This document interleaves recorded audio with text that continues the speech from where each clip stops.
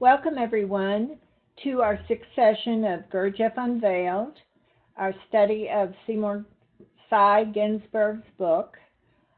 Sy is having a lot of difficulty, and he will not be present the next several sessions, but he is with us. He's watching these, and we'll miss him. I want you to understand that we also have some groups, private groups, just that do the practical practices of Gurdjieff's fourth way work.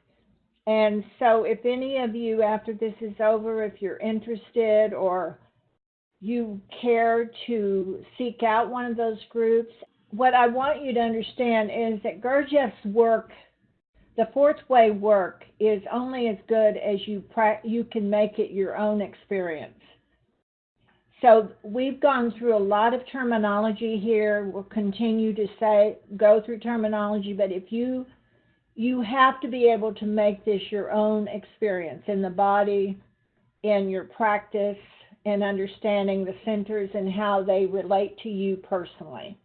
I put Sy's picture when he was on the farm working with the Gurdjieff community, and this is him in his younger years, but I thought it might cheer him up to see his own picture.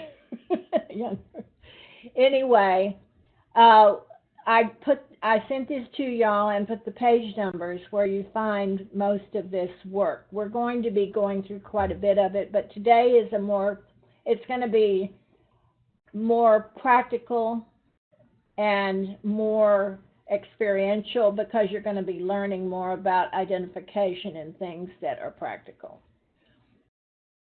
So Harry, I'm going to turn this over to you to work with the experiment in attention. Before we begin, we did have a change in the task last week because we were working on the law of seven, the law of three, and vibrations and octaves and so forth. And the task was to pick an event or a project and divide it into eight steps to see if we can make an octave out of it. What I did for myself, it's an actual event, and it happened really this past week. I had to sell my car because it was a very old car. It was falling apart, so I had to sell it for junk. Okay, now you're looking at the Enneagram now. I had a decision to dispose of the car. That would be up on top at 9, but it would be a little bit over. It'd be 0, and that's the aim, 0, to dispose of the car. The next step I had was over at 1. Is the car drivable? And it was. If it wasn't drivable, that would change the whole nature of the octave. On 2, I had to locate a buyer. I finally did locate one, which he would accept it for junk, really, so he could sell it for parts, and then they would turn it into a cube. So I located a buyer. And at 4, once I located the buyer, I had to prepare the car for the buyer. In other words, I had to clean it all out and make sure I didn't leave anything important inside there, and move all the trash and so forth. And the next step was to leave the house to go to the buyer, and that's over at 5. Now, when you go from 4 to 5, the Enneagram changes. In other words, there's no going back to the other side of the Enneagram. You can always go from at 4, you can always go back to 2, 1, and so forth. But at 5, I left the house. At 7, I arrived at the buyer, and at 8, we did the transaction, and at 9, it was sold, which would start another octave for the car. I had a bit of money to spend for maybe down payment for another car, for example, but that would start another octave. Now, the difficulty, which would be the denying force over at 3, was getting the car to the buyer. And that would reflect, well, is the car drivable? And can I get the car there safely without having it breaking down, etc.?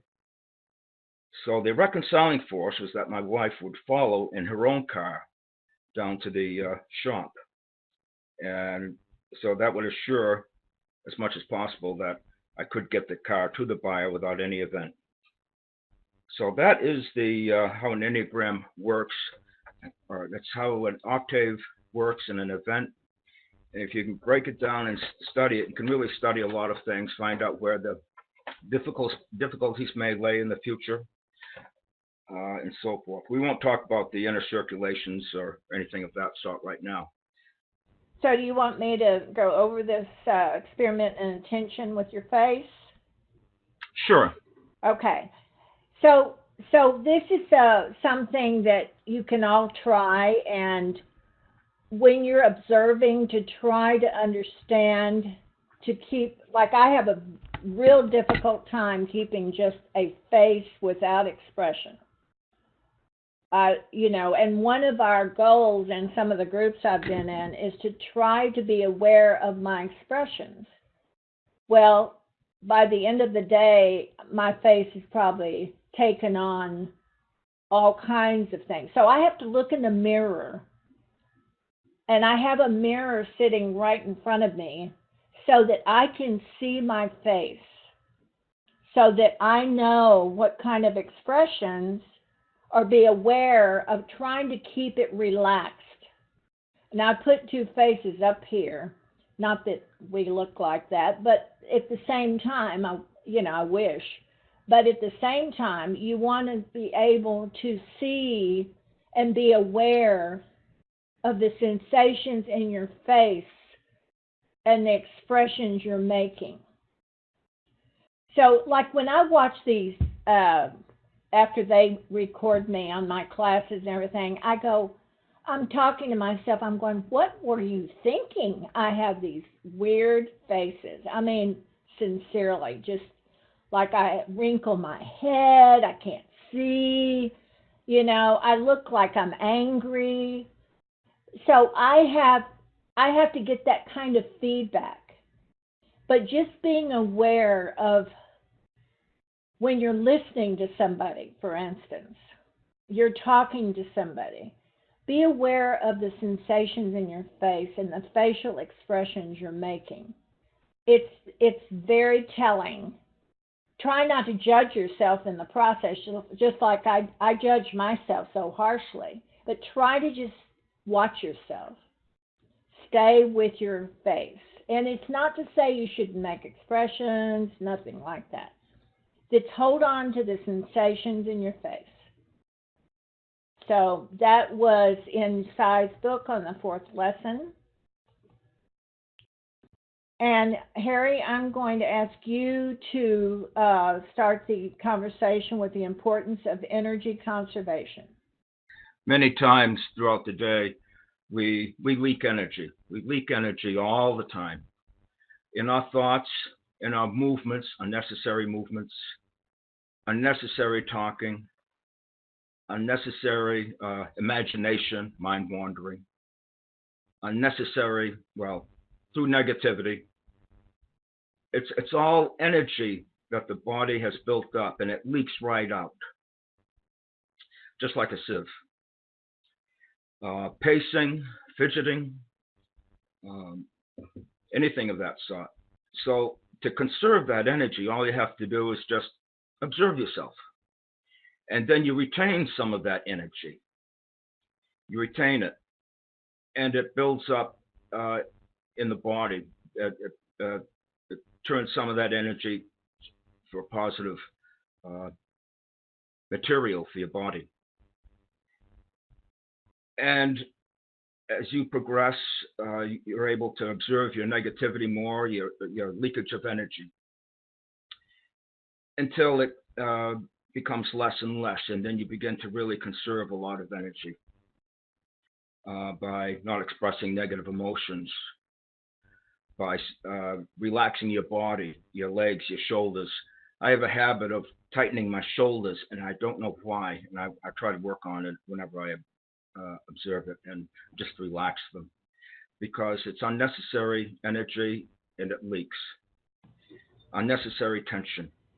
So that's a great example, Harry. And so you would know, like when Harry's talking about the shoulders tightening, that is when you feel pain, you've already leaked your energy.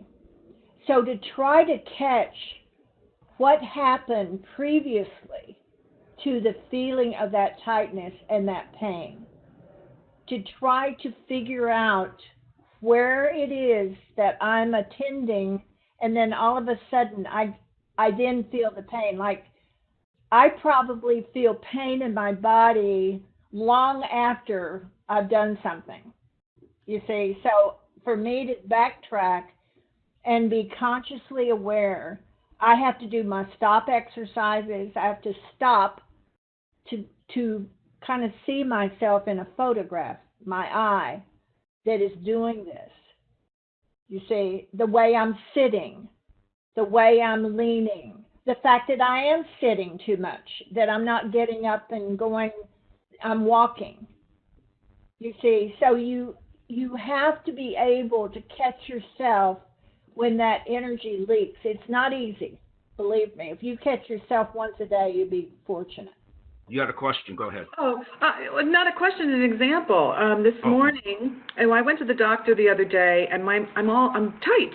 My muscles are tight. She's an osteopath, and she's like, you need to stretch more.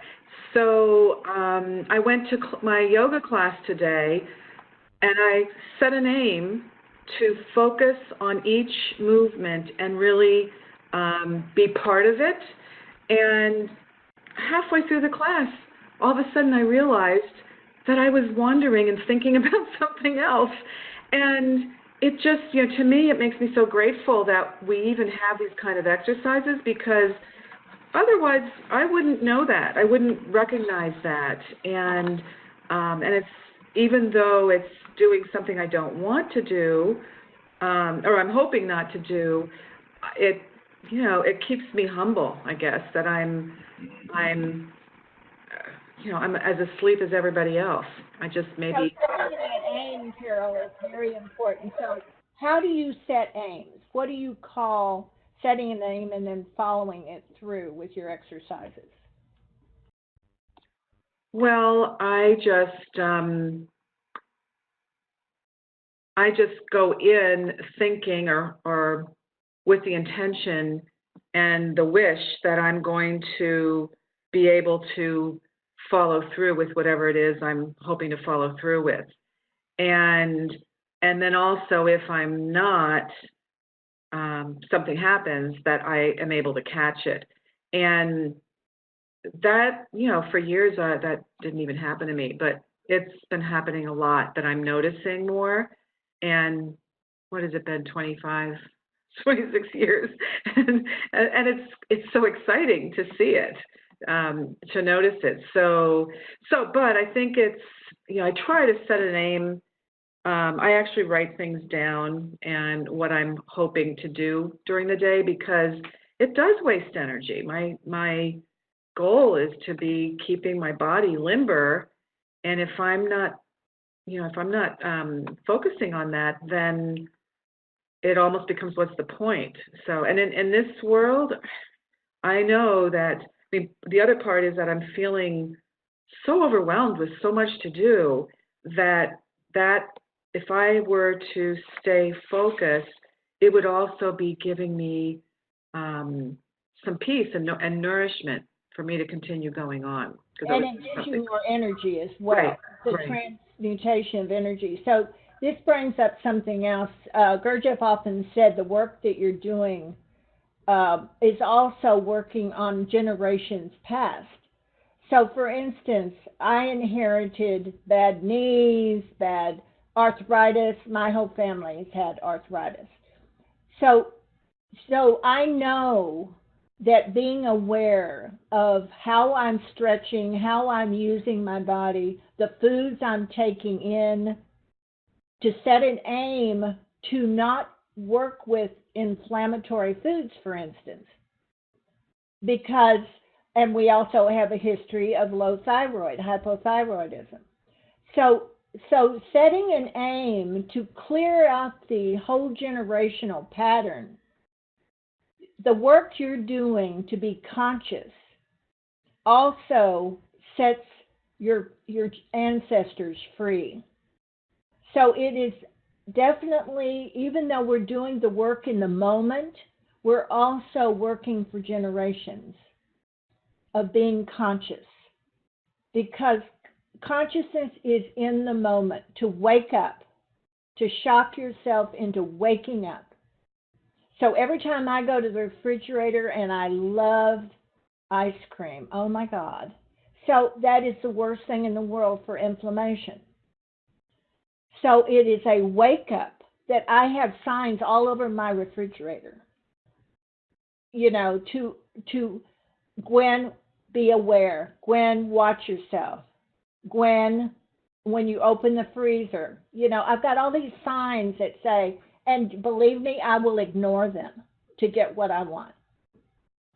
So for me to notice it once, you know, in the day, and to really pay attention is a miracle in my world, even knowing that it causes pain in my body. So becoming more aware is so hard, and choose things that you really have trouble with. Don't, you know, I know that in the work, a lot of times we do practices to be attentive to ourselves, but choose something that you really have problems working with. You know, if you sit at the computer too long, if you're driving on a long distance, like I drove back and forth to Alaska 23 times in my life, you know, we had to purposely stop every 2 hours to walk around, because as far as we're concerned, we might as well drive 7 or 8 hours and get there quicker, you see. So it's really something to try to pinpoint, because your body comes first. Your body comes first in this work. It's the lower center, it's the moving center, but all three centers have to be together to be conscious.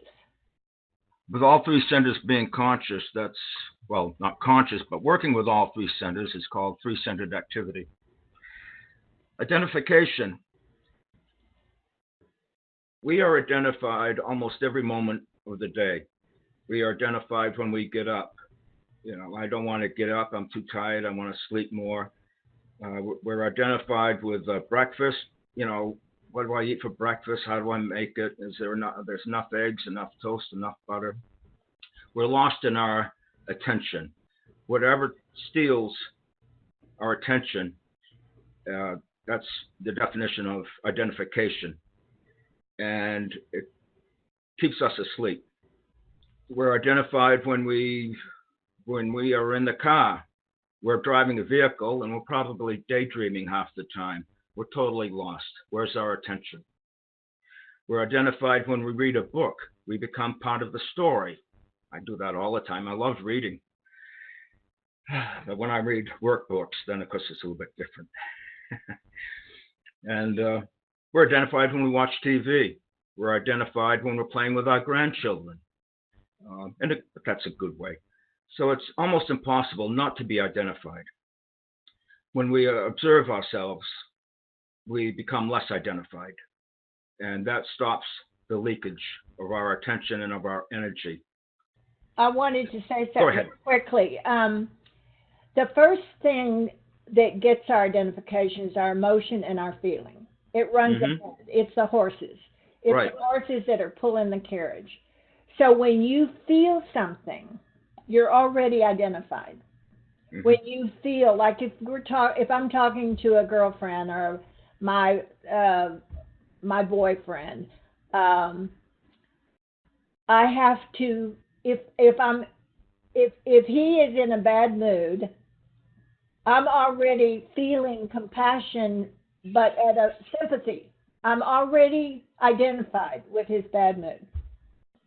So I'm really not looking at my inner self. I'm not looking at my breathing and sense. So now what I've learned, because I was raised with people in bad moods, you know. So so I'm very addicted to a bad mood person, and I'm a therapist. So guess what? Everybody that comes sees me is in a bad mood because they have to, they're coming to see me. So it's like automatically you have to get into your center. And I know you women, men are not as bad about moods, but they are taken by their moods. You see? So moods are an indicator of emotional identification. But once you're identified, you have to pull yourself back into your centers, breathe, notice your body. Russ Schreiber taught me to play with my fingers when I'm seeing a client, to do some numbers with my fingers to remind me of my body while I'm so involved with them. You see? Because you think you're listening, but actually you're drawn into it's like being in a movie. You're drawn into the movie. So you have to learn to divide the attention. And emotions and feelings are the best way I know to see yourself get taken. I just want to say something again. Not a question, but I remember when I would be in a class with Sy, he would always suggest that we talk about, instead of saying, this is my this, my that, we would say, Carol felt this way, if I were talking about myself. So instead, even the example that I said was that during yoga, I noticed that Carol noticed that she was wandering in her mind. I think that that word "my," people use the word "my this," "my that," and what is "my"? Trying Well, and also what Sy was saying too, Carol, and I do that too. Sy and I, when we talk, we say Sy says this, Gwen says this. We sound ridiculous because we're saying, but what that does, it gives you a third eye. It gives you a third party eye that can see the dynamics. So try it on during the week. I think you'll find it very interesting. When you're talking to somebody you trust, other people might think you're a little crazy, but talk like if Gwen is talking to Carol, Gwen has a different tone in her voice. It separates you from yourself. Yes. It's the beginning of, or it's part of self-observation. Now, and Carol and Harry were mostly false personality. And it's an exercise to separate you, whatever you are, whatever your real I is, from yourself, your false eyes. It's a good exercise. Speaking of eyes, the doctrine of eyes and the role of buffers. Now, when we say false eyes, when I say I don't feel like doing such and such, I think I'll, write a story. I think I'll call somebody and see what they're doing for casual activity. We say I to most everything, but the thing is, every time we say I, it's usually a different I. Now, it's an I in quotation marks. We are consisted of hundreds and hundreds, maybe even thousands of little I's.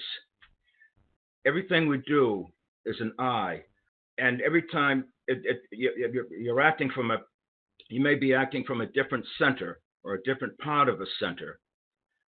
You may be acting from an emotion. You may be acting from an intellectual thing. Why can't I solve this problem? This formula isn't working out. I don't understand, blah, blah, blah. We say I to most everything. But the thing is, we're under the illusion that it's all one I. And that illusion that we're under one I is called a false I. It's the real, we think it's the real I, but it's not, because we're not. We're not a real I yet. We're still, but we think we are. This is an imaginary I, not a false I, an imaginary I that we think we are. but there are thousands of little I's. And what we have to do is learn, first of all, not to say I to anything. This is going back to what Carol mentioned. Like, Harry thinks he should read a book.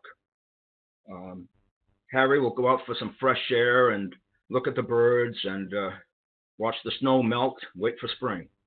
This way we start separating ourselves from the small I's that are in us. Now, what separates one I from another, we don't see it. We go from one I to another without seeing what's in between. What's in between is called a buffer. Gurdjieff, when he was teaching to the first group, and well, there are more trains available, running at that time than there are now. So it's a good example. He used what's called a buffer in a train, and it's what hooks the car to another car. You see in movies, the one car backs up and it hooks onto another car. But as it does it, you can see that the buffer where it is like a cushioning. So it's called buffers. And they are there, but we don't see it because we're asleep. And again, this goes back to identification. And then it goes back to our lack of attention. You know that you're identified with a buffer when you start justifying your actions. When Gwen starts justifying herself, her angry actions, or her sympathetic reaction, or her sadness, she starts justifying why. That's the buffer at work, the justification. So rather than say I am what I am in the moment, and this is my feeling, and this is how I feel right now. The minute I start judging, the minute I start justifying, I'm already engaging the buffer. And he called it a Kunda buffer. I put on the left-hand side the virtues. This is your high positive frequency. For instance, humility. The low negative frequency, or the buffer there, would be pride of humility. The high frequency patience would be impatience or wrath. Temperance would be gluttony. Like, I'm not temperate about my diet with my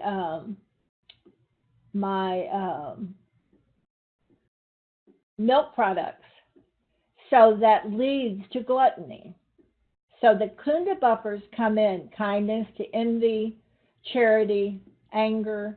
You can think of a million different positives, and then the negatives of those. And you notice it's low frequency. The negatives are low frequency. That means that you've already had these leaks that Harry was talking about. So that the leaks tend to take us to a negative frequency.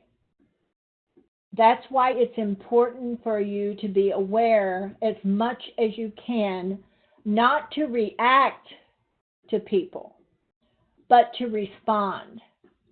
Like, just notice during the week how many times you react to people. That is an automatic reaction. You've already lost yourself when you react. Like, I have a problem with, like standing in line at the grocery store. I hate it. I hate it. So my aim is to stand in line at the grocery store and to be aware of my body.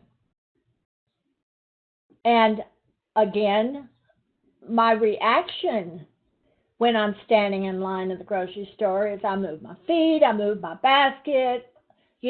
I'm doing well not to ram the person in front of me, But I have those thoughts like, oh my God, and especially when someone is going to wait like they didn't have the right credit card, or they didn't have something, and the clerk needs help with that person, and there are 4 people behind her. I just go, so now it's my aim is to learn patience. Because you talk about wrath, in my head, I'm acting out all over the place. Okay? So watch yourself and whether you're responding or reacting. There's two different ways of looking. Responding is being responsible for your body, for the way you're bringing your three centers into that line at the grocery store. You see? And Gwen, I think if we are responding, we will feel much better.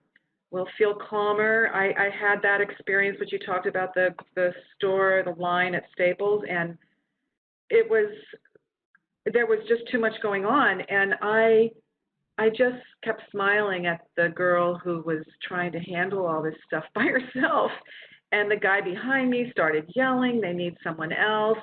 And I turned and looked at him, and I knew that I could react to him, but I just smiled. And I kept smiling at the other person because we couldn't really do anything without getting ourselves all upset. So it helps maintain a level of peace by not reacting. When we are in like, for example, Gwen was mentioning the checkout line. When we get angry with someone or something, we justify our anger, and it's the justification that is the buffer. What it does, first of all, there's no justice in being angry. The justification when you're angry, first of all, you don't know what you're angry about anyway. It's because you don't know the other person, and we also don't know ourselves that well. This justification for the anger just reinforces the false eyes that are within you. It's the false eye that is angry. It makes the false eye feel good. It's the justification that's the buffer between that and another eye. But it's okay to be angry. That's the thing. That anger is in the body, and the best way I can see to keep from justifying anger, and we're not saying don't be angry, don't have feelings. Just allow those feelings to come, but don't put mental judgments and justifications and all of that on them. We're not here to stifle emotion. We're here to experience the emotion. We have a right not to be negative. Yeah, we all get negative one way or another. Those of us who've been in the work for decades, we still get angry once in a while. But we have a right not to. And it changes things. It changes your being over a period of time. Okay, let's go on. Are there any more questions or comments?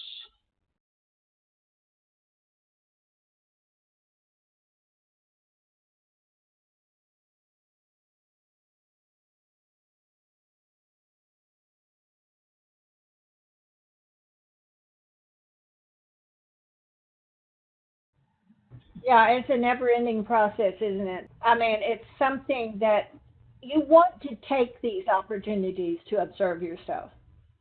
That is very important. What Jess just said is it is so important to watch your body. Gwen watches her body go through her wrath and her anger without having to react to everybody around me. You see? So I'm just watching that, like, without judgment. This whole thing is about judgment and inner consideration, inner talking, which we do a lot of. We do judge ourselves harshly.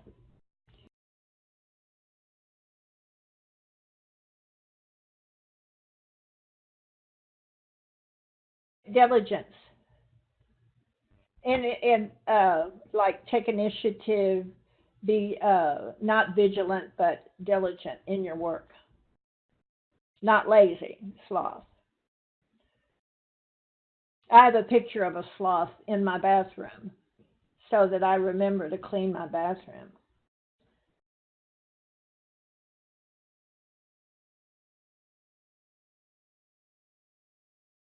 No, that would be diligence. That would be Sloth would be a negative in the sense that I purposely don't like to clean bathrooms. And I do not like to clean bathrooms. I have a history of hating. I say, I don't do toilets. You know, I mean, seriously, that is the worst job I could ever have. If I'm ever in a prison, guys, they're going to put me in charge of toilets. I know it. I know Gwen's going to be in charge of toilets. Okay, let's go on to the next slide.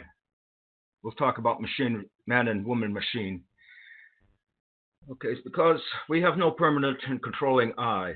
We do not do anything that is directed from within. We always react. We don't act. Everything we do is a reaction. We do not act. But if we did act, we would be acting from our real conscience and our real aim.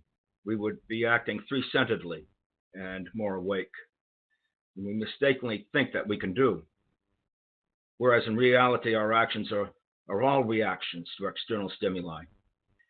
And this is what Ashiata Shamash in Builds Above Tales to his grandson talks about as the terror of the situation. We think we do, we think we act, but we don't.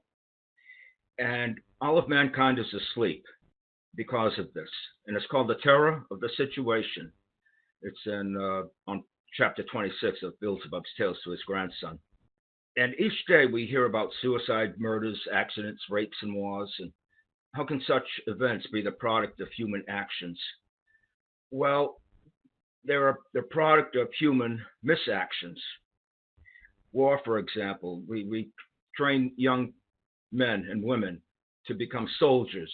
We train them disciplinary. We drill them. We teach them to become more machines than otherwise. And then they go off to war, and it just perpetuates itself. And that's also an example of the terror of the situation, war especially. And we have to realize that we are a machine. The body is a machine. For all intents and purposes, it's a machine. Our technology is evolving so that we're getting robots that can almost think independently. And also, they can do everything a body can do, but it doesn't have a conscious. And it's not conscious. It's incredible the progress that they've made over the years, and God knows where they're getting the technology from. You know, you watch science fiction, the androids, and it's getting so in science fiction you can't tell a human from a robot, from an android. But for all intents and purposes, that's what we are. We are machines because we react. We are programmed. We have patterns, habits that are ingrained in our brain and nervous systems, which is our personality and false personality. So how do you create real will in all of this? By realizing that there must be something else, by asking yourself, what is the meaning of life? Can't we be anything more than what we are? What are we here for? You know, why are we here? Why are we different from all other life? And there's something wrong. We're missing something. So you ask yourself the question, you know, what is life? And you begin your search. And if you're lucky, you will find something that will have answers to it, on how to not be a machine, or how to realize that you are a machine, or to change your machine, or to change your level of being. But we all have to feed nature, and we all should strive also to feed the sun. Nature needs life for sustaining itself. So we are here also to involve or devolve back to nature. And some of us are lucky enough to realize that we can go higher, so we evolve towards the sun, World 24. But, you know, there's a law. The whole of the human race cannot evolve towards the sun at the same time, because nature needs our energy too. Life, organic life, and also perhaps even human life. But eventually, over a period of many, many lives, if that is possible, if that is the case, then everybody has a chance, one way or another, to eventually evolve and go towards the sun, or to go towards the absolute. I want to say that the more you can see yourself operating like a machine is you're reacting to the external world. When you start coming into your inner world and you start doing your inner work, not to say the external world isn't important, it's you quit being a slave to the external world. Because the external world, you were taught, and we were all conditioned as children to behave, to pay attention to the rules, to do, think of your childhood. Think of the things that stopped your instinct. So Gwen was taught to, even though I didn't mind, to speak only when she was spoken to, right? That was the rule back in the 40s and 50s. Well, this Gwen didn't, I fought against rules all my life. So I'm not a good one to, like my father would say, well, you just can't do anything about Gwen, We've tried, and he was very much a disciplinarian. But there's a reason that something inside of me knew that these were all just rules that people were, it stopped stopping. When you're told to behave appropriately, what is that? Really, think about it. What is behaving appropriately? No one said behave appropriate to the situation. Listen to people. Listen to people's sadness. Listen to people. Put yourself in the shoes of another. All the principles that were being taught in the Gurdjieff work. No one was saying, think about that other person first. Now, maybe the church did. We had rules in the church. I wasn't a good girl in church either. So, it's like there are so many things we still pay attention to because we were conditioned to do that. The last part of today's session is about lying. We lie all the time. We lie when we say, I never said that. We lie when we look at somebody and we say, my God, you're beautiful, when the person is ugly. Almost everything we say is a lie because we don't know really what the truth is. We don't know what reality is. We say it as a reaction. I recommend this book. It's a great read. Someone reads it. It's something that's full of nonsense. It's a type of lying. It doesn't necessarily mean you're doing it intentionally, but it can also mean something else, what Gurdjieff calls wiseacring. In other words, we talk as if we know. In school, in colleges, we listen to the professors and the teachers, and in all subjects. They talk and as if they really know what they're talking about, but they really don't understand what they're talking about. They're reading it and setting it up from a book, from experience, but they don't really understand what it is. And whatever it is they do know, it may have been diluted or misinterpreted from another book or another person, and so it comes down to this professor who misstates comments from research papers and so forth, and they teach it as if it's a fact, but it's a type of lying called wiseacring. That is why Gurdjieff wrote his book, the Beelzebub's Tales, to his grandson, because if he wrote it in the ordinary way, it would become diluted and misunderstood, and people would say, I understand that book, I've read it several times, or I already know this stuff, I don't need to read it. Or they may read the book and then present that information in different terms that they understand and pass on, but it actually isn't correct the way Gurdjieff intended for it to come across. And so it's called Mind wiseacring. how many times we've had to read Gurdjieff? I mean, I've read it 5 or 6 times.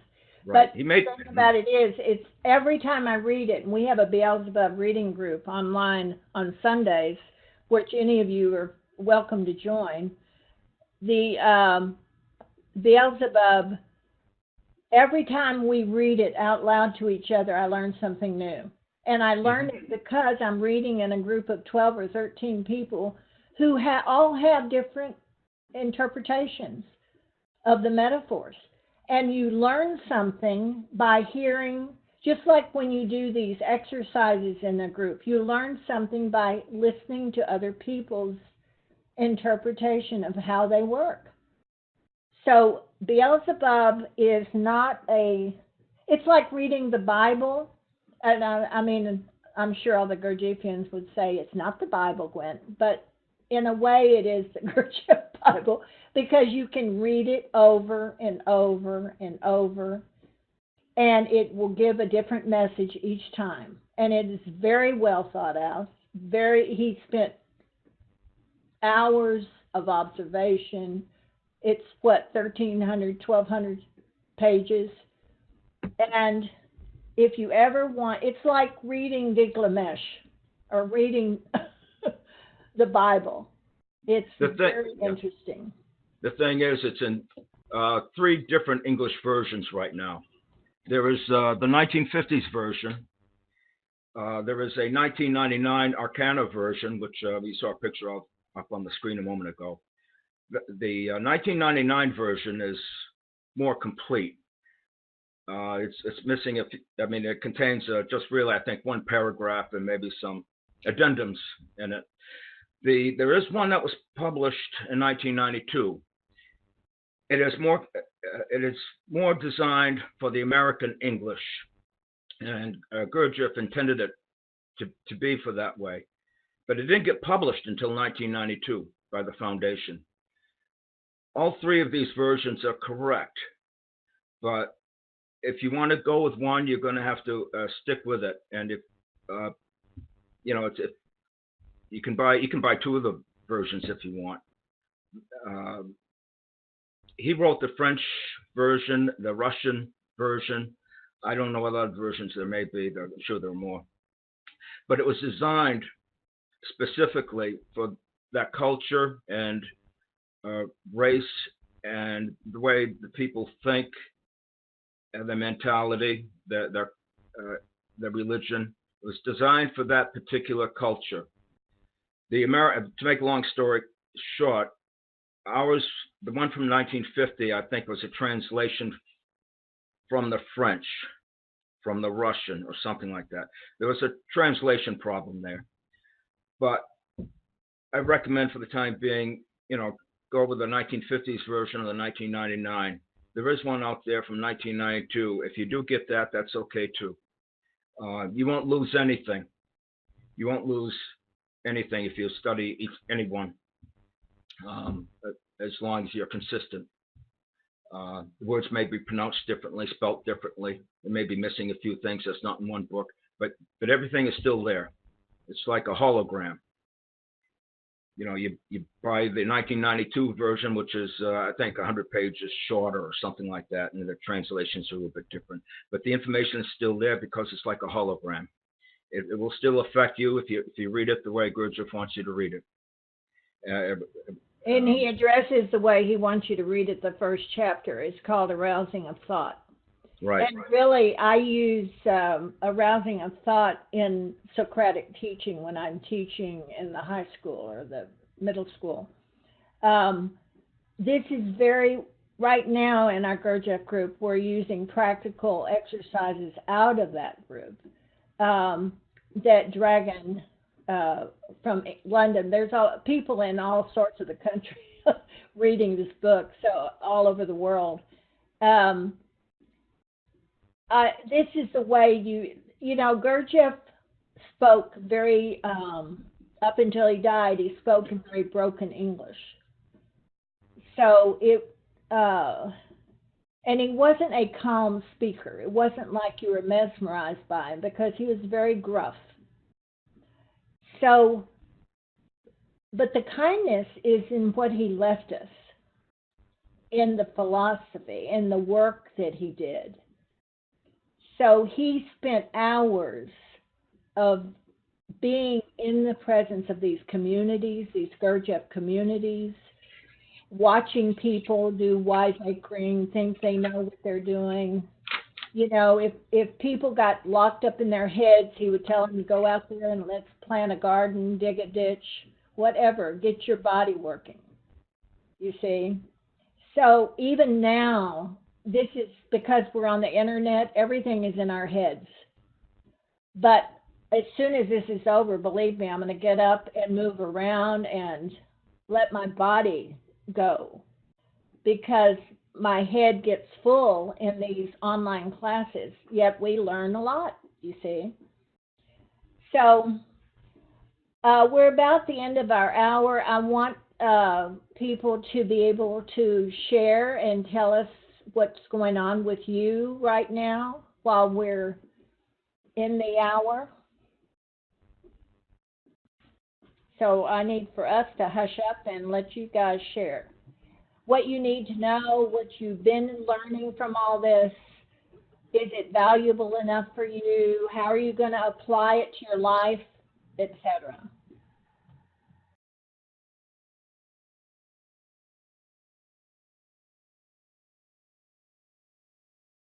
Wiseacring is talking about something as a fact, and whether you know it or not is not a fact. You don't know if it's a fact or not really, but you think you do.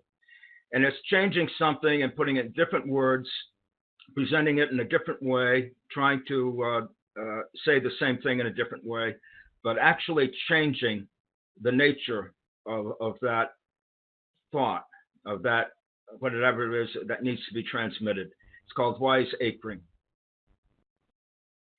We do a bit of that right now. We each think we know a bit more than y'all, and maybe not. You know, so Yeah. we're doing it all the time. That's why we say in the work, don't believe or accept everything I say as accurate or as true. Try to verify it for yourself, because this way you make it your own. You know, if you say, if you understand something and you think you're understanding it because that's the way you were taught, and you presented it to somebody else, it's actually a form of wiseacring. It's changing the nature of it. So that's what it is.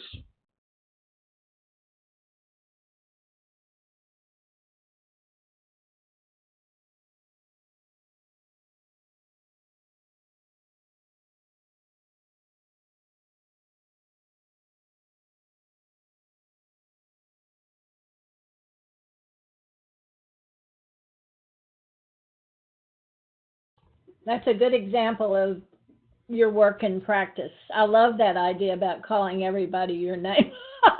I would have a hard time with that one, I'll tell you. You know, you think after all these years of doing this kind of work that we would be pure somehow. But I looked to it, Gurdjieff, till the day he died, he was an unreal cuss. You know what I mean? He was not this. I'm sure people weren't just knocking themselves out just to be around him, but they were. But they had to be strong to be around him.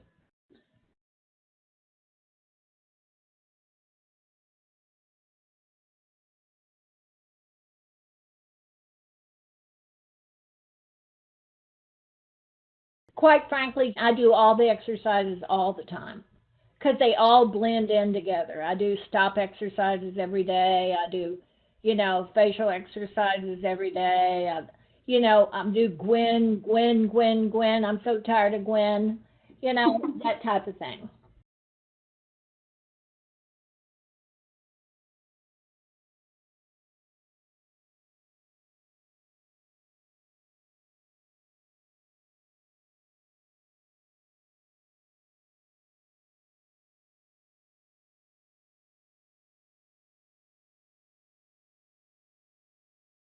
Teaching boundaries is also forming something around you that closes so that you have a golden circle, more or less, around you that cannot be penetrated. There's all kinds of practical things that I'm sure Gurdjieff would totally approve of, because you're being centered in what you're doing. You see what I'm saying? As long as it was not projected out as a reaction, that you're looking at the inner you, that is what's so important. So thanks for sharing that. Yeah.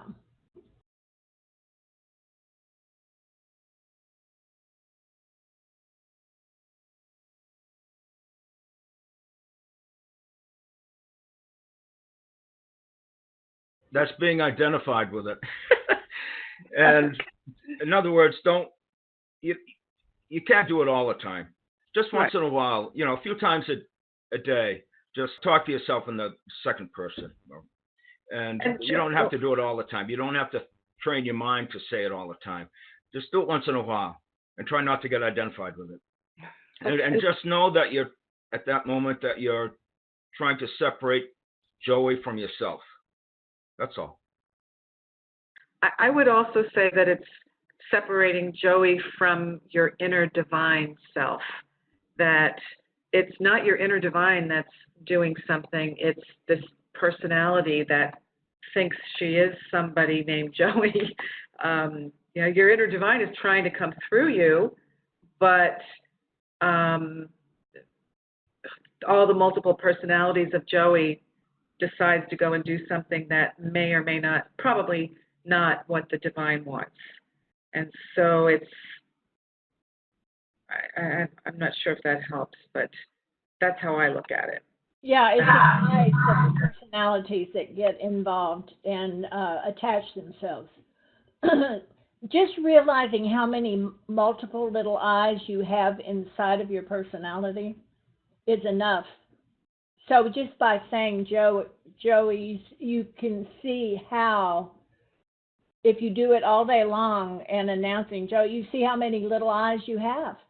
That's not a bad thing. It is normal, but that's what makes us a machine. Anyway, so now we do have to go on. So blessing to all and have a great week. We'll see you next week.